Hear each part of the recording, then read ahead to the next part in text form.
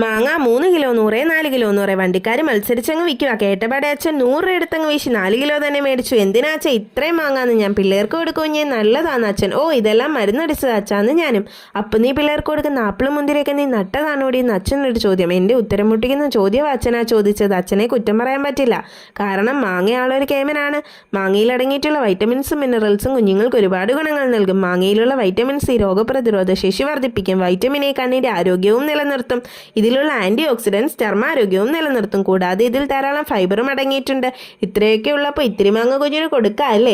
മാങ്ങയും ഓട്സും കൂടാണ് കൊടുക്കുന്നത്. ചെറുചൂടുള്ള ഉപ്പിട്ട വെള്ളത്തിൽ അരമണിക്കൂർ മുക്കി വെച്ച മാങ്ങ തൊലി ചെത്തി ചെറിയ കഷ്ണങ്ങളാക്കി മുറിച്ച് മാറ്റി വെക്കാം. 1.5 സ്പൂൺ ഓട്സ് മിക്സിയുടെ ജാറിൽ പൊടിച്ചെടുത്ത് ശേഷം അതേ ജാറിൽ ചെറിയ കഷ്ണങ്ങളാക്കി മാങ്ങ കൂടി അരച്ചെടുക്കാം.